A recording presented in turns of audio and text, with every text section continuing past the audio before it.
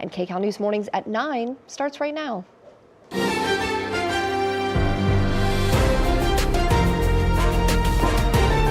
This is Kcal News Mornings.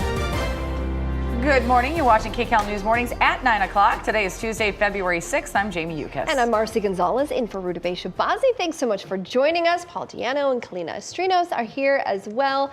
You guys have been keeping busy the past couple of days. I've had some things. I'm out of breath. Yeah. I've heard a lot of running from both sets of shoes. Exactly. But before we get to you, we do have some breaking news. An enormous tree fell across the road. It took out power poles, caused a major blackout. Assignment manager Mark Liu is at the desk with the Kcal video. Mark. Yeah, Marcy, this enormous tree, probably 60 feet tall, came down at a crucially important intersection at this hillside community in the hills north of Brentwood. You can see that enormous, looks like a eucalyptus tree.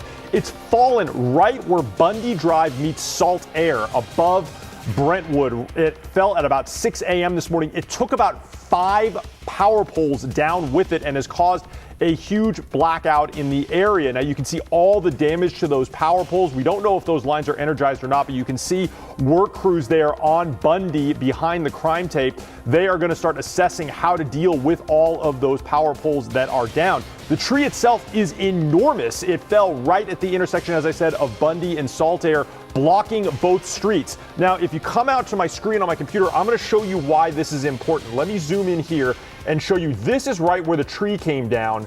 And I'm going to highlight Bundy is right here, Salt Air is here, but all of the homes up this way, up in here, they have no other access south down to Sunset Boulevard. So all of those homes have to wait until this tree is cleared before they're going to be able to get access. And on top of it all, I just checked the LA DWP website, and here, this is the power outage that was caused by that tree. It looks like 2,000 people are without power because of this very large tree that came down, and it says they're not going to get their power back until about 5 o'clock today. So city work crews and firefighters certainly have their hands full as they got to chop up this tree as quickly as possible to let residents to get out of that neighborhood.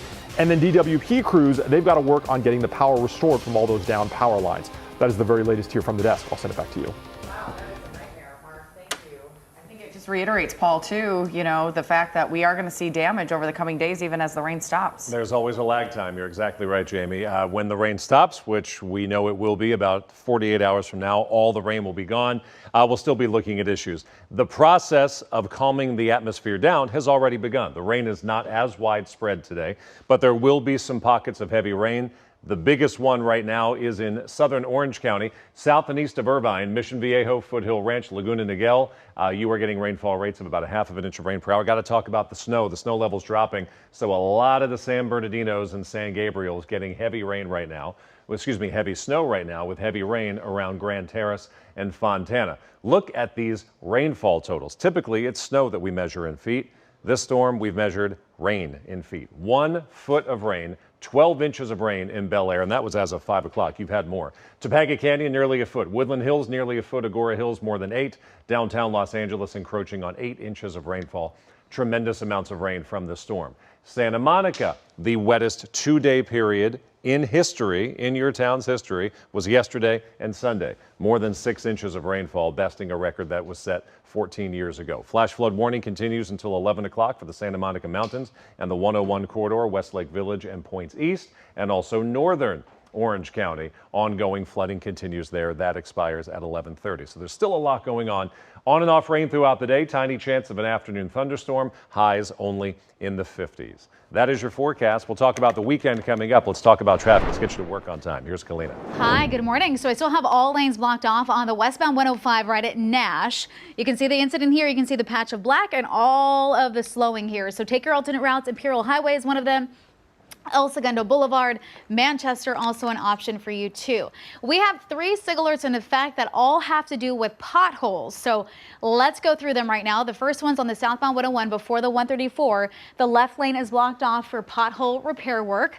This one is the ongoing one where a couple cars actually got flat tires. Westbound 210 before Rosemead Boulevard, right lane blocked off here, also a SIG alert.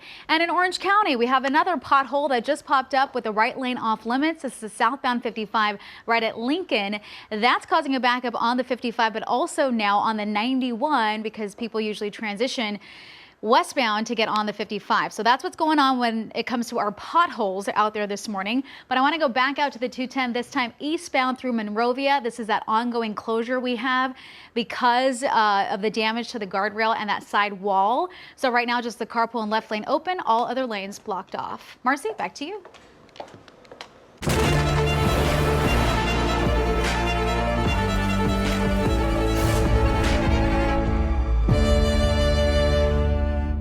CBS News Los Angeles, your local news, streaming wherever, whenever.